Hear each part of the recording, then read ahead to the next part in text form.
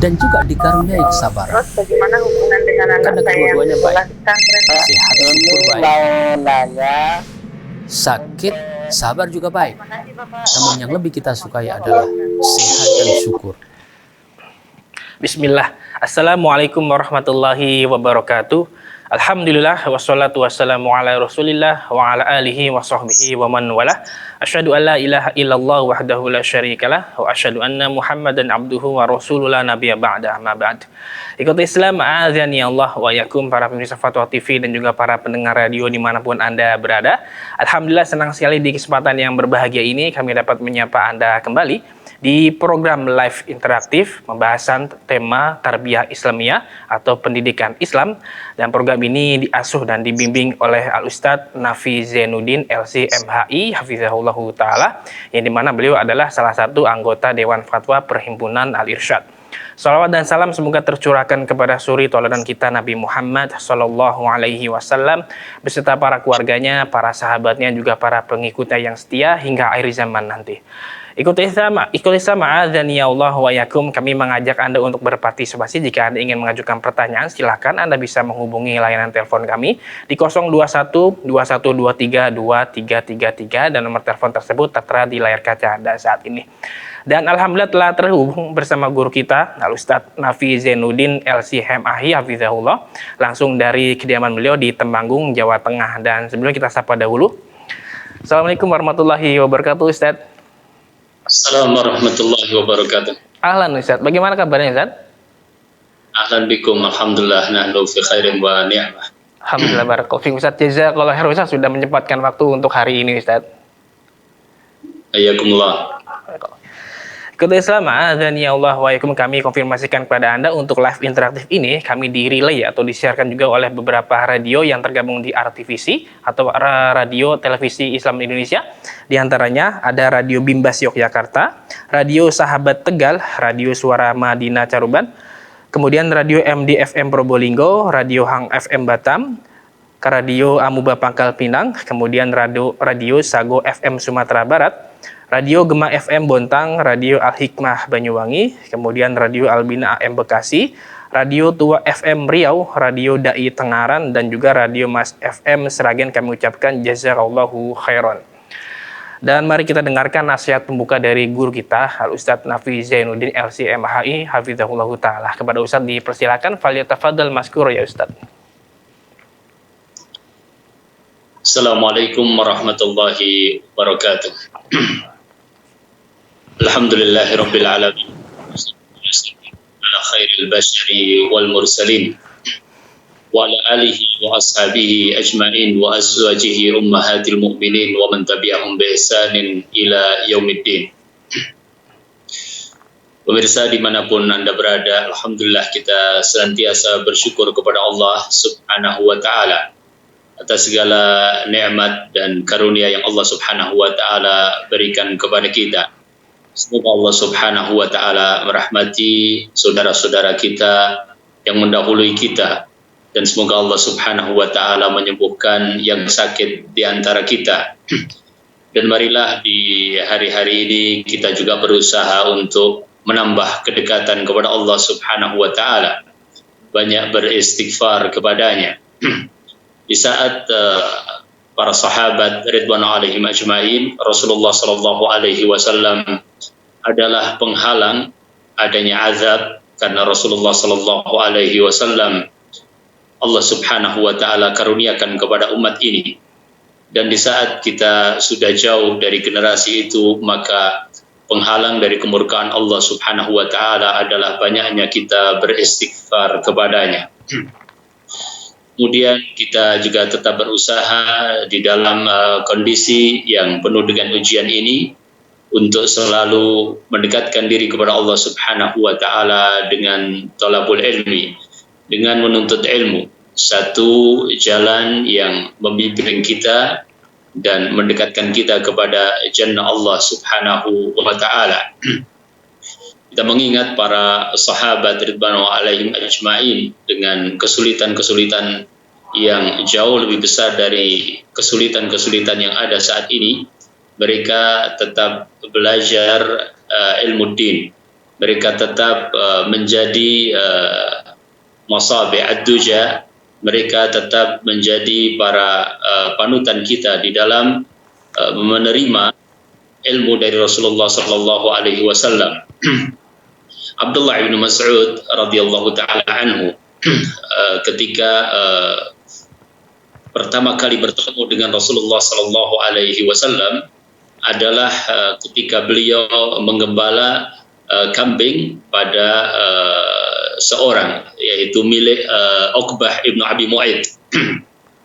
Rasulullah sallallahu alaihi wasallam dan Abu Bakar As-Siddiq radhiyallahu taala anhu melewatinya dari kejaran orang-orang musyrik atau dari peristiwa yang mengiringi dakwah Rasulullah sallallahu alaihi wasallam sebelum masuk kepada Baitul Arqam.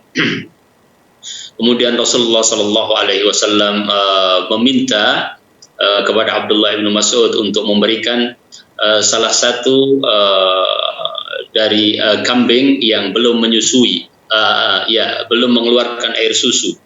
Karena sebelumnya ketika Rasul sallallahu alaihi wasallam meminta agar Abdullah bin Mas'ud memberikan air susu dari kambing-kambing yang digembalanya, beliau mengatakan radhiyallahu taala anhu bahwa aku hanya memelihara kambing-kambing ini, ya tidak mungkin aku memberikan. Kemudian Rasul sallallahu alaihi wasallam meminta seekor kambing yang belum dibuahi oleh bejantan, dan Rasulullah sallallahu alaihi wasallam mengusap hingga kemudian keluar air susu, dan minumlah Abu Bakar, kemudian Abdullah bin Mas'ud, dan terakhir Rasulullah sallallahu alaihi wasallam.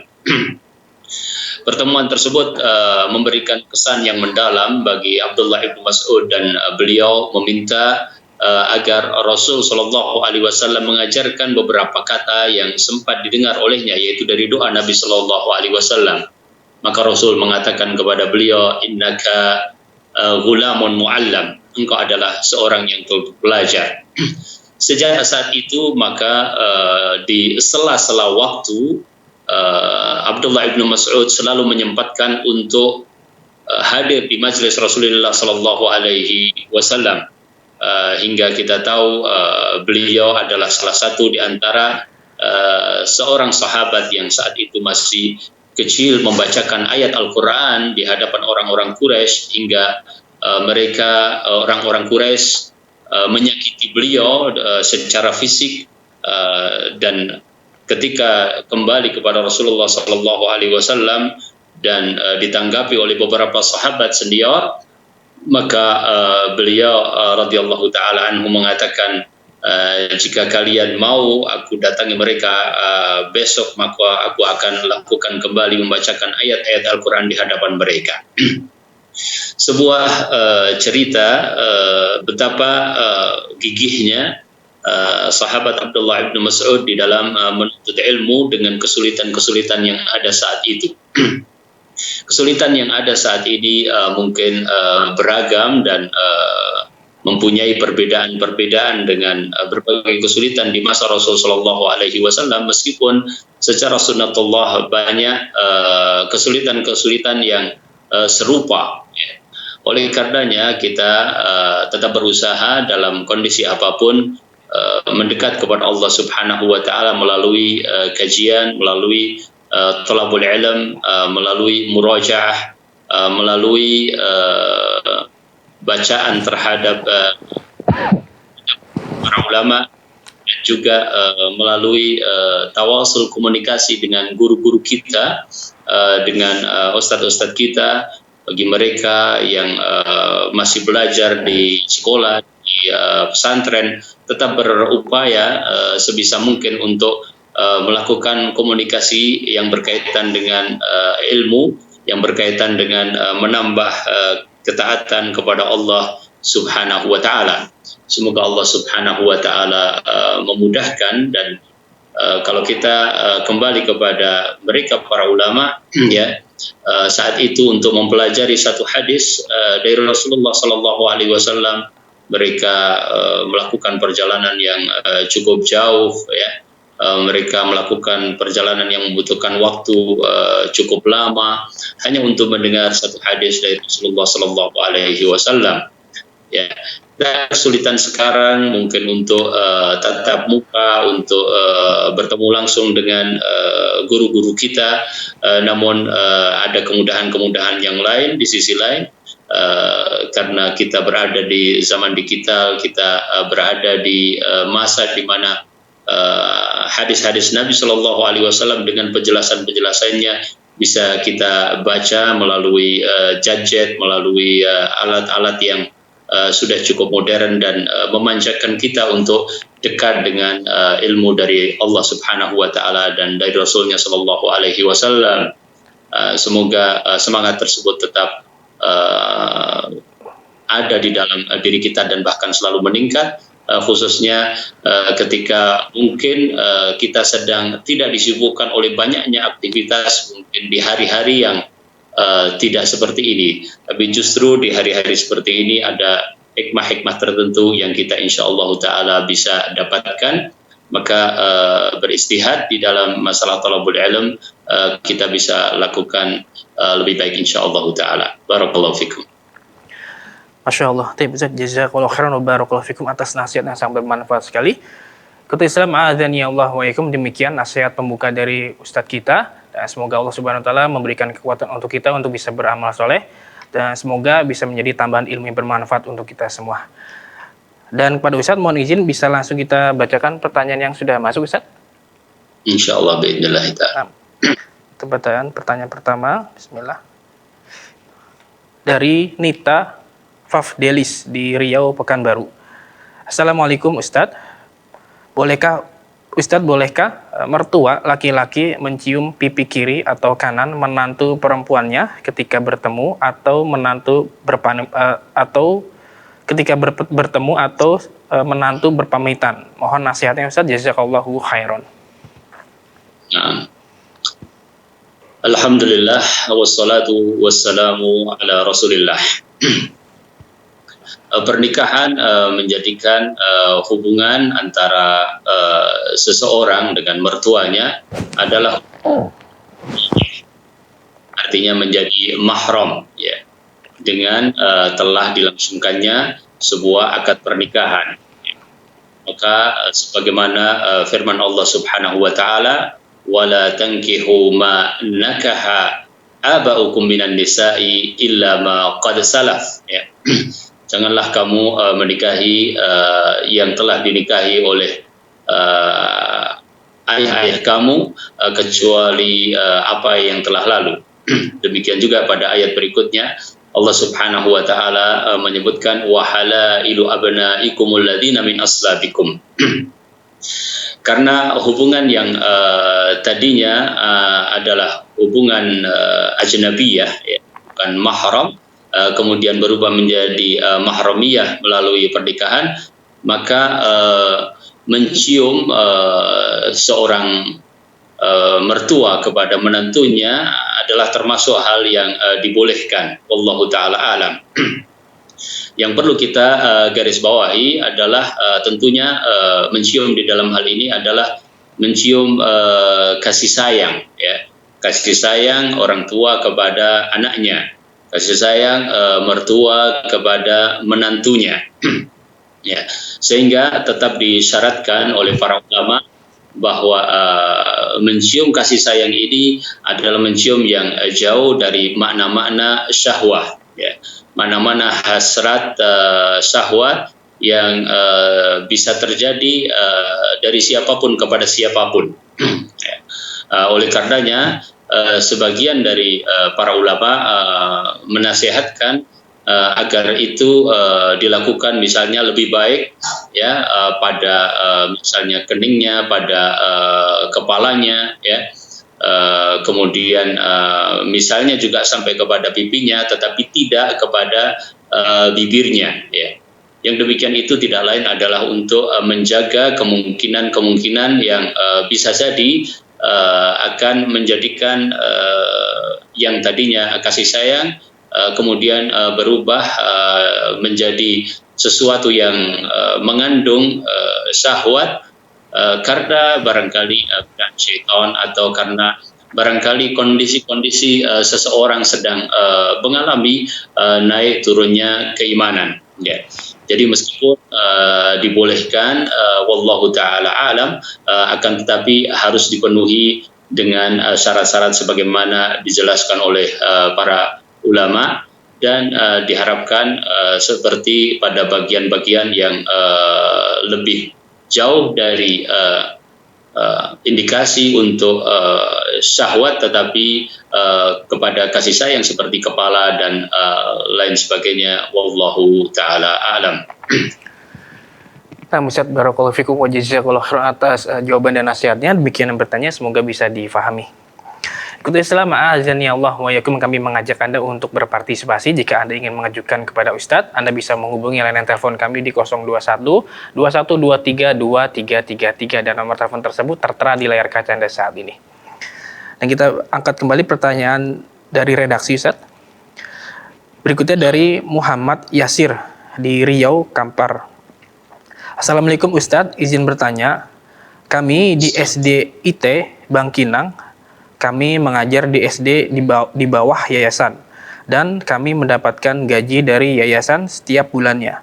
Kemudian di sekolah ada dibentuk komite, dan kemarin komite itu punya program seperti menggratiskan uang SPP bagi anak yatim yang sekolah di tempat kami. Juga komite mencari dana untuk menambah gaji guru dan memberikan kepada guru, yakni kami. Apakah boleh kami mengambil uang komite tersebut padahal orang tua sudah membayar SPP? Mohon penjelasannya Ustaz, jazakallahu khairan. Nah, ya. Alhamdulillah wa nusalli wa nusallim ala Rasulillah. Komite sebuah sekolah biasanya dibentuk bersama sekolah. Ada di dalamnya unsur sekolah, kemudian ada unsur wali siswa, kemudian ada unsur dari tokoh masyarakat. Ya. Sebagian sekolah menjadikan komite itu dibentuk oleh bagian dari sekolah sendiri. Jadi antara satu komite dengan komite yang lain kadang-kadang berbeda, ya.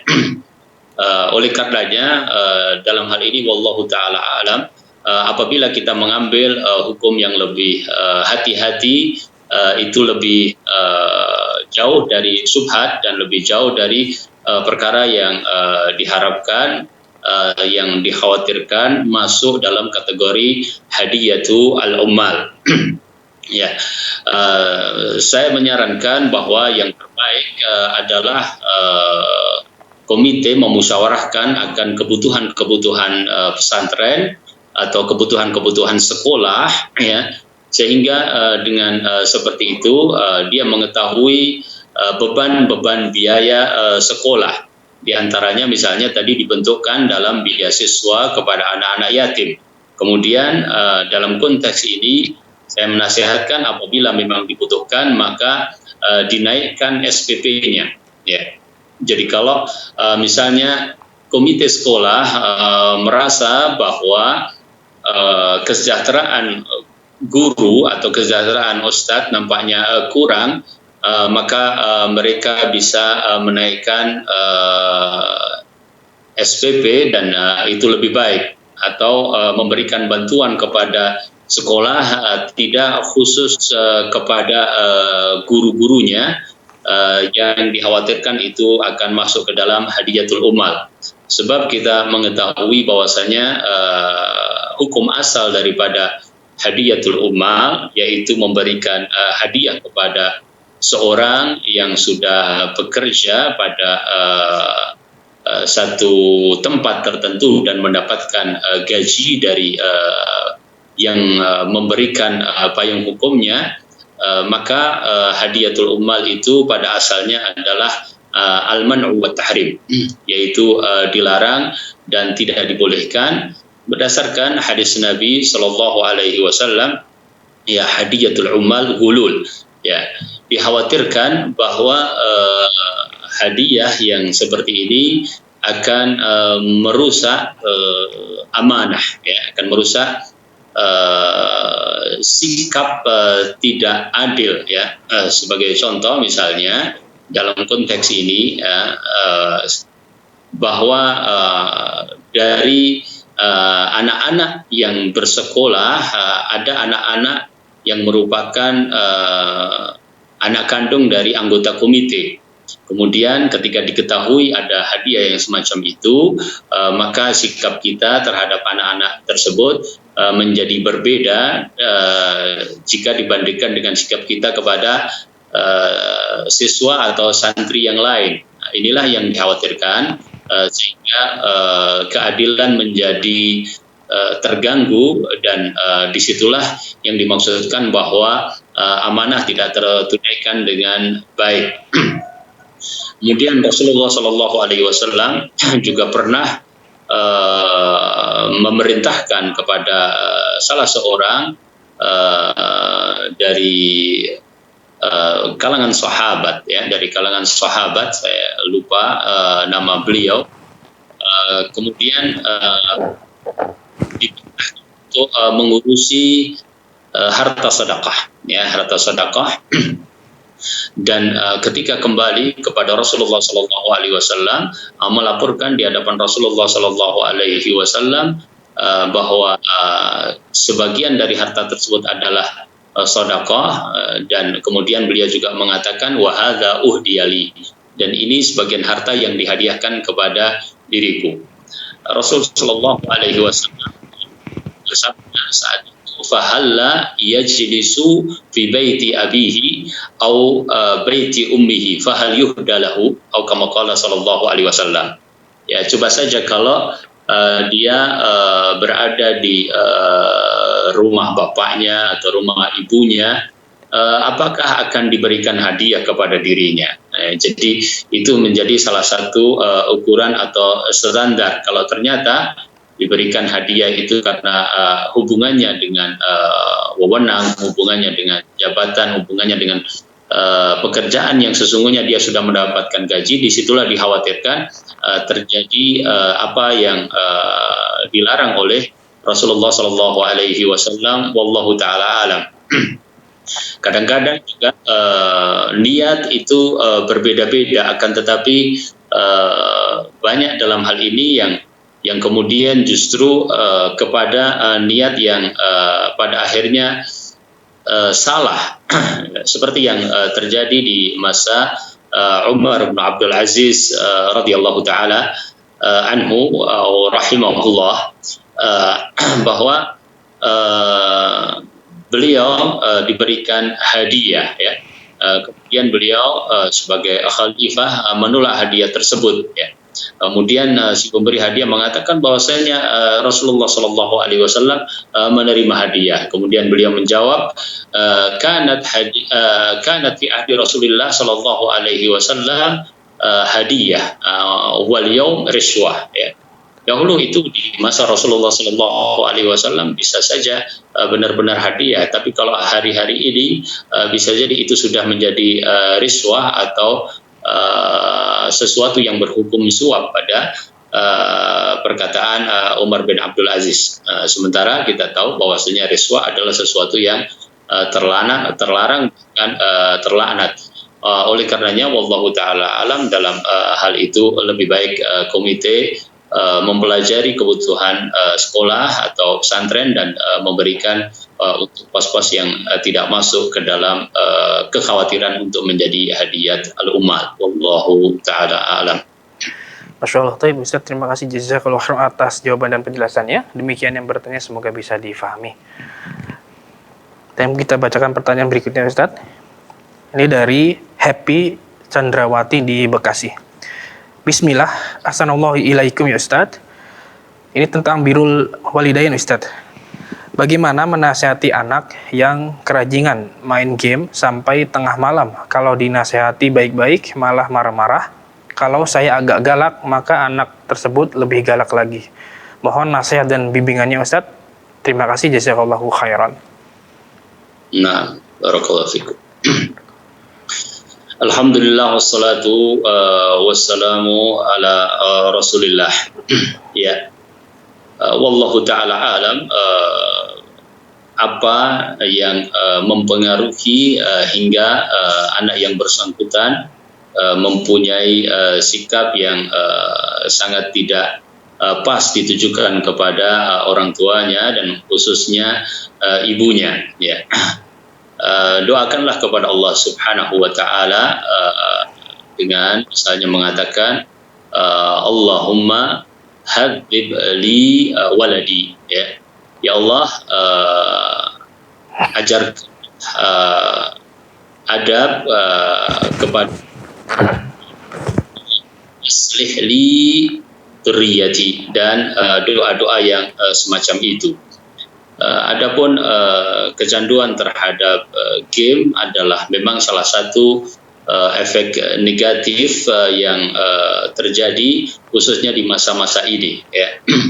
Baik di zaman yang sudah berubah karena kemajuan teknologi ataupun karena masa-masa kita belajar secara online, sehingga keterkaitan seorang anak dengan gadget, dengan HP atau dengan akses ke internet menjadi lebih banyak. Nah, apa di antara tips-tips yang juga bisa kita lakukan di dalam hal ini? Yang pertama, bahwa sejak kita memberikan gadget untuk alat belajar, harus ada sebuah kesepakatan, ya. Tentu kesepakatan itu tidak harus dilakukan secara formal, ya, akan tetapi dipahami dan ditaati bersama. Baik kesepakatan itu hanya antara orang tua dengan anak ataupun mengikut sertakan pada kesepakatan itu sekolah, ya. Karena sekarang saja anak mungkin lebih banyak di rumah, ya. Pada saat offline banyak di sekolah, tetapi keberhasilannya tetap kerjasama antara semuanya, baik anak, orang tua ataupun pihak sekolah. Kesepakatan yang dimaksud adalah kesepakatan bahwa gadget itu bisa digunakan, tetapi ada aturannya, ya. Ada aturannya, artinya bukan itu menjadi semacam hak milik bagi dia yang dia bisa melakukan apa saja dengan gadget tersebut, tapi itu adalah semacam fasilitas yang diberlakukan di situ. Aturan-aturan tertentu, misalnya bahwa gadget bisa digunakan setengah jam sebelum pemulai pembelajaran, kemudian setengah jam setelah selesai pembelajaran, dan di luar itu anak misalnya boleh menggunakan gadget dalam waktu katakanlah 1 jam, 2 jam, tidak di kamar tetapi di ruang tamu atau di tempat yang kita bisa mengawasi. Itu sebagai salah satu contohnya. Yang kedua adalah keluarga perlu kiranya khususnya pada saat-saat ini mempunyai semacam acara bersama, ya, pertemuan bersama tanpa HP, ya. Misalnya bahwa bisa dilakukan mungkin di saat-saat seperti ini sarapan pagi bersama katakanlah, ya, atau makan malam bersama katakanlah, yang pada saat itu atau pada saat-saat di mana terjadi kebersamaan itu siapapun tidak memakai HP, ya. Artinya mungkin sebuah keluarga, ibunya punya HP, bapaknya punya HP, ada tambah satu lagi untuk belajar, bahkan mungkin tambah 2 dan seterusnya.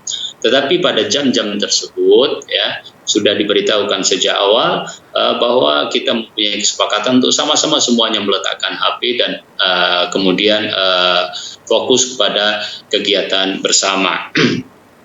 Kemudian yang ketiga adalah perlu kiranya juga sebuah keluarga mempunyai alternatif kegiatan keluar.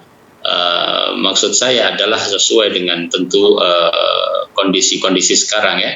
Tetapi maksud saya adalah alternatif kegiatan ya, alternatif kegiatan karena kesibukan misalnya yang terjadi kemudian hanya berada di rumah saja itu menjadi sebuah kepenatan tersendiri dan harus ada waktu-waktu di mana terjadi fushah semacam hal-hal yang mubah ya. Kita ingat Rasulullah Shallallahu Alaihi Wasallam ya, dalam safar beliau adalah seorang panglima perang yang usianya di atas waktu itu 50 tahun ya, memerintahkan kepada para sahabat untuk berjalan di depan, kemudian beliau menggunakan kesempatan di bagian belakang anha untuk berlomba lari ya. Bagaimana kesempatan itu dibuat ya, kemudian tips yang keempat, Allah taala alam, sama dengan yang ketiga, namun ini khusus bagi anaknya. Anak tersebut perlu diberikan explore untuk ya mengeluarkan idenya, keterampilannya atau hobinya yang lain dalam dunia nyata ya. Rasulullah SAW misalnya memerintahkan autasnauli akhraq ya, membantu orang yang membutuhkan support penampilan dan sebagainya. Artinya ada makna di mana anak itu difasilitasi untuk yang lain. Jangan dia merasa difasilitasi untuk game atau jangan dia merasa difasilitasi untuk banyak menggunakan HP-nya, tetapi kita kurang memberikan fasilitasi untuk kegiatan yang lain ya. Dan yang kelima mungkin saya katakan tambahkan, tentu banyak lagi tipsnya. Jangan kita selalu mengedepankan emosional kita karena kurang kesabaran kita, karena biasanya itu tidak efektif ya. Karena memang ada waktu-waktu sesungguhnya yang rohah ya, ada waktu-waktu refreshing. Bahkan Rasulullah SAW juga yatakhawwaluna bil mau'izah. Kemudian Al-Hafidz Ibnu Hajar Al-Asqalani sampai mengatakan dalam syarahnya, jadi kalau kita belajar itu memang ada waktu-waktu serius dan ada waktu-waktu santai ya, berdasarkan hadis tadi. Beliau sampai mencontohkan bisa dalam waktu 1 minggu ada 1 hari libur ya, setiap Jumat misalnya, bisa 1 hari serius, 1 hari refreshing dan seterusnya, dan itu bisa kita lakukan dengan kerjasama bersama sekolah. Itu diantara tip-tipnya. Yang pertama tadi kita berusaha untuk mohon kepada Allah Subhanahu Wa Taala agar Allah membantu kita. Wallahu taala alam. Masya Allah. Baik Ustaz, jazakallahu khairan atas jawaban dan nasihatnya sangat bermanfaat sekali. Demikian bertanya, semoga tips-tips dari Ustaz bisa bermanfaat. Barakallahu fikum. Ikuti Islam a'adzani ya Allah wa ikum, kami mengajak Anda kembali untuk berpartisipasi. Jika Anda ingin mengajukan pertanyaan tentang pendidikan Islam, Anda bisa menghubungi layanan telepon kami di 021 2123 2333 dan nomor telepon tersebut tertera di layar kaca Anda pada saat ini. Dan kita bacakan pertanyaan berikutnya Ustadz. Ini dari Rohana di Lombok Utara, Nusa Tenggara Barat. Bismillah, ahsanallahu ilaikum ya Ustadz. Saya seorang guru SD. Anak-anak di tempat saya mengajar kalau berdoa belajar itu secara bersama-sama yang dipimpin oleh ketua kelas. Sejak kenal sunnah, saya ajarkan berdoa sendiri-sendiri, namun mereka masih saja berdoa bersama karena kebiasaan dari dulu. Sulit sekali mengajarkan berdoa sesuai sunnah. Saya jadi bingung Ustadz, apakah saya dapat dosa karena masih belum mampu mengubah tradisi berdoa ramai-ramai pada anak didik saya? Mohon nasihat dan penjelasan Ustadz, jazakallahu khairan. Nah, barakallahu fikum. Alhamdulillah wassalatu wassalamu ala Rasulillah. Yang dimaksudkan dengan berdoa secara jamaah yang tidak dicontohkan oleh Nabi Shallallahu Alaihi Wasallam, yaitu kita melantunkan secara bersama-sama sebuah doa ya dengan kata-kata yang sama, dengan irama yang sama ya. Itulah yang dimaksudkan dengan doa secara berjamaah yang tidak ada contoh dari Rasulullah Shallallahu Alaihi Wasallam. Tetapi di antara cara-cara doa Rasulullah Shallallahu Alaihi Wasallam misalnya adalah bahwasanya Rasulullah Shallallahu Alaihi Wasallam berdoa kemudian diaminkan oleh para sahabat ya. Misalnya di dalam doa sholat Jumat, di dalam doa sholat istisqa misalnya.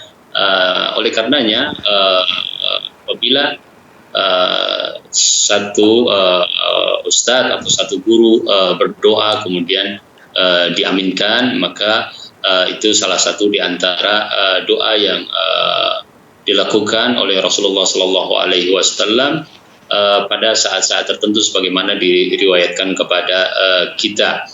Kemudian para ulama membolehkan misalnya sesekali di dalam satu majelis karena mungkin kebetulan ada satu peristiwa ya, kemudian seorang yang berada di majelis itu berdoa dan diaminkan oleh yang lain ya, itu termasuk salah satu di antara bentuknya. Adapun dalam rangka ta'lim mengajarkan doa dengan talqin ya, artinya talqin itu kita mengucapkan kemudian dia ikuti supaya hafal ya dalam masalah pembelajaran, maka ini termasuk yang dibolehkan menurut penjelasan yang sampai kepada kita dari para ulama, wallahu taala alam ya. Apalagi kalau yang belajar itu adalah peserta didik yang belum tahu cara berdoa, belum tahu makna doa, belum tahu lafaz berdoa ya. Maka dengan cara talqin, dengan diucapkan kemudian diikuti secara bersama-sama, itu insya Allah termasuk yang dibolehkan. Tetapi jangan terus menerus dilakukan seperti itu. Sesekali baru tadi dilaksanakan, misalnya marilah misalnya kita berdoa sendiri-sendiri ya, sehingga kita jauh dari kekhawatiran jatuh kepada cara melakukan ibadah yang tidak dicontohkan oleh Nabi kita Muhammad sallallahu alaihi wasallam ya.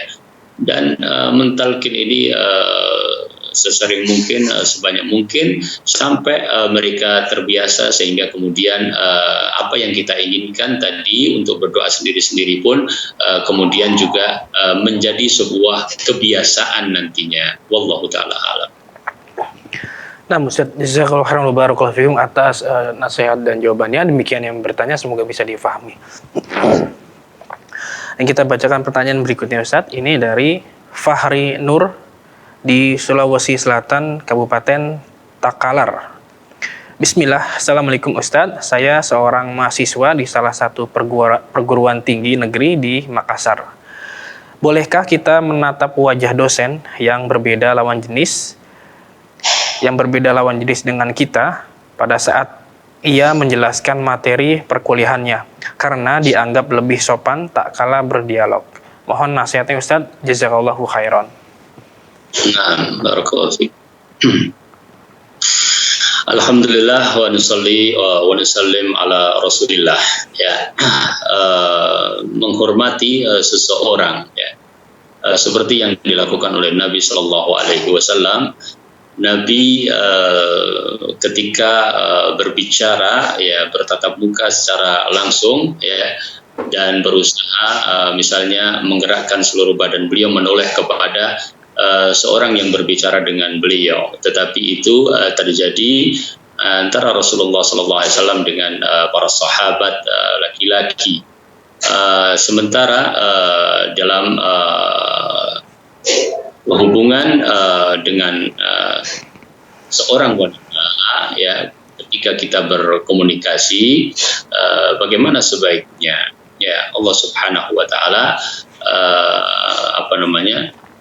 memerintahkan yaghuddu min absarihim, qul lil mu'minina yaghuddu min absarihim, ya, wa yahfadhu furujahum, dzalika azkalakum. Katakanlah kepada orang-orang yang beriman agar mereka menundukkan pandangannya dan menjaga kehormatan mereka, yang demikian itu lebih suci bagi kalian. Ya. Dari sini maka memandang seorang wanita yang ajnabiyah yang bukan mahramnya itu adalah sesuatu yang tidak diperkenankan. Ya. Apakah taklim di tempat kuliah itu sudah sampai kepada hajah untuk kita melihat? Karena kadang-kadang ada hajah di mana kita harus melihatnya, ya, seperti dalam kasus misalnya jual beli, misalnya kemudian si penjual dan pembeli salah satunya adalah perempuan, ya, yang lain adalah laki-laki, ya, tapi ala qadril hajah, ya, sekedarnya saja, ya.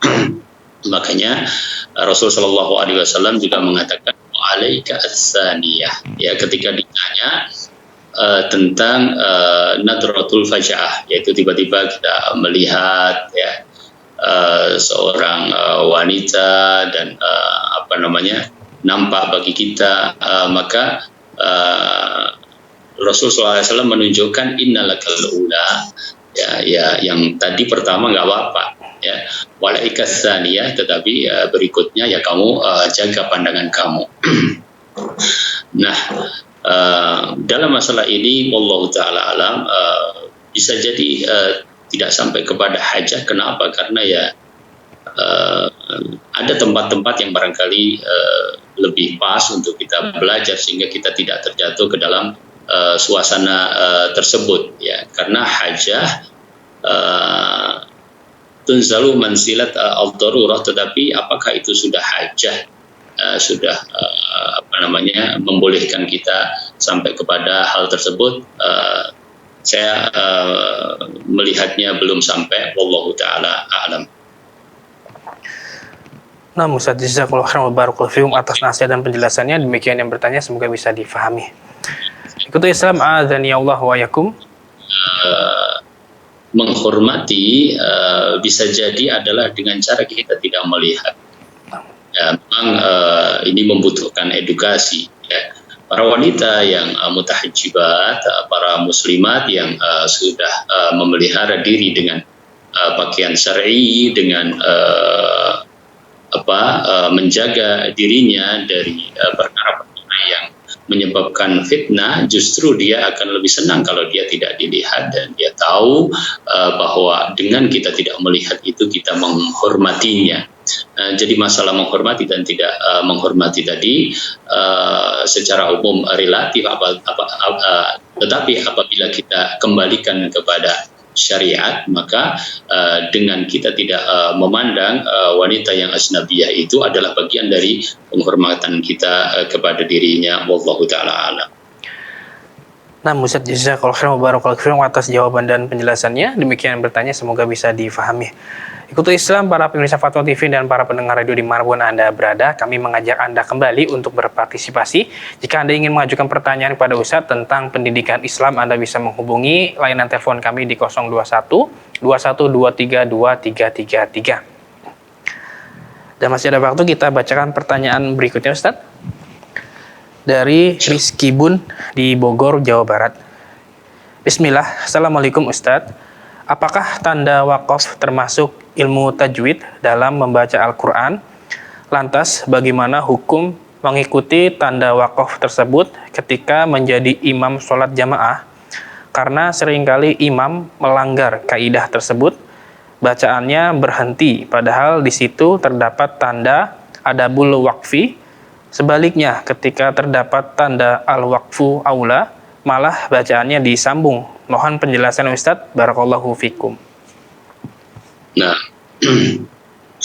alhamdulillah wassalatu wassalamu ala Rasulillah. Ya, wakaf adalah salah satu yang diperhatikan di dalam masalah tajwid, karena di antara wakaf itu diterima secara talaki, dan wakaf itu di antaranya yakni tanda berhenti itu adalah berpengaruh kepada misalnya makna, tafsir dan sebagainya. Ya. Oleh karenanya dalam masalah imamah, ya, kita kembali kepada apa yang ditunjukkan di dalam hadis Nabi Shallallahu Alaihi Wasallam, ya umma ahadukum an-nasa aqra'ukum li kitabillah, ya, bahwa hendaknya yang menjadi imam di antara kalian, yang syarat yang pertama adalah yang paling mengetahui tentang kitab Allah Subhanahu wa Ta'ala, yakni sebagian ulama menjelaskan ahsanuhum qiraatan, yaitu yang paling baik qiraahnya. Dan Allah Subhanahu wa Ta'ala berfirman, warattilil Qur'ana tartila, dan bacalah Al-Qur'an dengan tartil, ya. Sebaiknya syarat-syarat imam ini diperhatikan bagi khususnya para takmir dan khususnya bagi mereka yang juga kebetulan akan mengimami sholat, ya. Aqra'u ma tayassara minal Qur'an, bacalah yang mudah dari Al-Qur'an, ya. Kemudian apabila ternyata bahwa dia keliru dalam wakaf tersebut, para ulama mengatakan, ya, insya Allah sholatnya tetap sah, ya, sholatnya tetap sah ma'al karohah, meskipun makruh di dalam hal ini, selama, ya, tidak merubah makna, ya, selama tidak merubah makna. Dan insya Allah hampir bisa kita katakan tidak ada seorang imam misalnya yang sengaja untuk merusak wakaf, ya, maksudnya merusak bacaan dengan tanda henti, yaitu wakaf, sengaja melakukan itu, insya Allah tidak ada. Tapi kesalahan-kesalahan itu mungkin bisa terjadi, tapi dijelaskan bahwa insya Allah tetap sah salatnya selama tidak jelas-jelas merubah makna. Wallahu ta'ala a'lam. Jazakallahu khairan barakallahu fikum atas jawaban dan nasihatnya. Demikian yang bertanya, semoga bisa difahami. Dan kita bacakan pertanyaan berikutnya, Ustaz. Ini dari Miftahul Jannah di Depok, Jawa Barat. Assalamualaikum warahmatullahi wabarakatuh. Ustaz, izin bertanya. Saya ibu single parents. Anak saya usia 6 tahun mau menuju 7 tahun. Kalau anak saya sholat di masjid, jadi bertemu dengan teman yang buruk, saya tidak bisa menitipkan anak saya kepada om atau kakeknya. Bagaimana sikap saya bila anak saya meniru akhlak buruk temannya itu, ya Ustadz?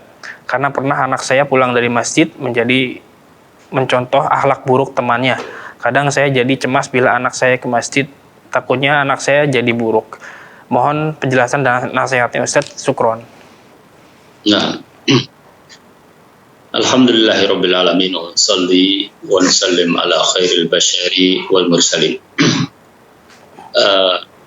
Anak-anak yang sholat di masjid hakikatnya adalah anak-anak yang baik, tapi memang seringkali ada akhlak-akhlak yang kurang, ya, sopan santun yang tidak terjaga, khususnya misalnya bermain ketika melakukan sholat, ya, khususnya tidak menjaga kata-kata, ya, tidak menjaga kenangan, kadang berteriak-teriak, kadang nendang temannya dan sebagainya, ya.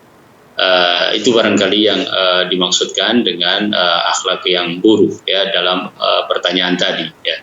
Tapi hakikatnya kita berterima kasih kepada masjid-masjid yang perhatian kepada anak-anak, ya.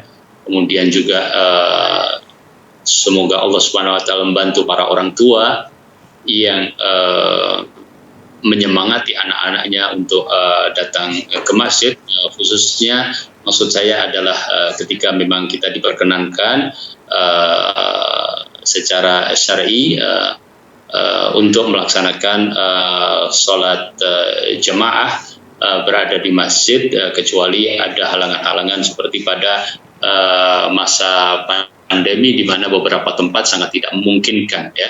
Di bagian tempat mungkin masih memungkinkan. Ya. Jadi secara umum sesungguhnya anak-anak yang baik, tetapi ada kekurangan-kekurangan di dalam masalah itu. Nah, kaitannya dengan anak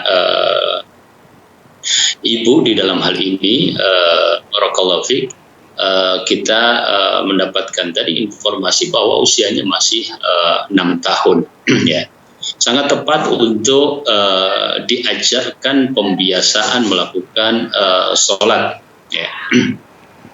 Karena Rasulullah SAW memerintahkan agar mulai 7 tahun sudah diperintah untuk melaksanakan sholat, yaitu sebagai pembiasaan agar tatkala dia pada usia balik dia sudah benar-benar memperhatikan dan terbiasa dengan hal yang wajib ini. Ya.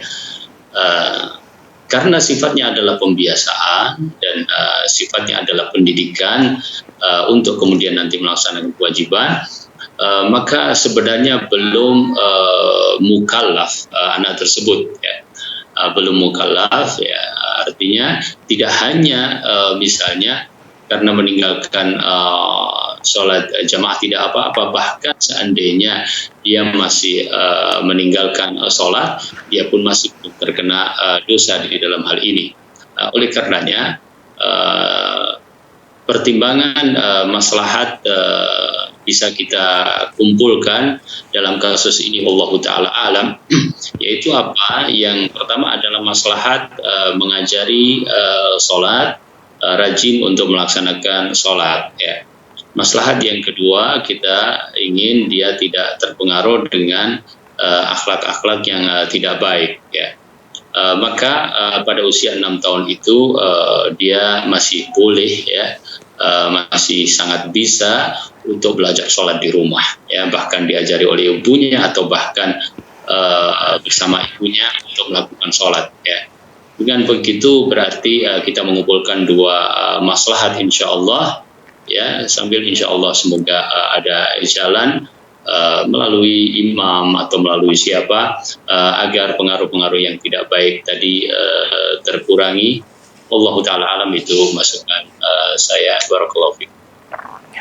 Nah, Ustaz, terima kasih jazakallahu khairan wa barakallahu fikum atas nasihat dan jawabannya. Demikian bertanya, semoga bisa difahami.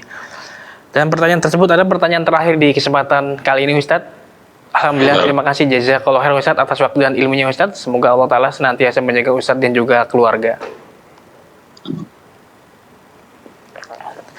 Ikuti Islam azani Allah wa yakum. Demikianlah live interaktif pada hari ini. Semoga apa yang disampaikan Ustadz bisa bermanfaat dan kita bisa mengambil faedahnya.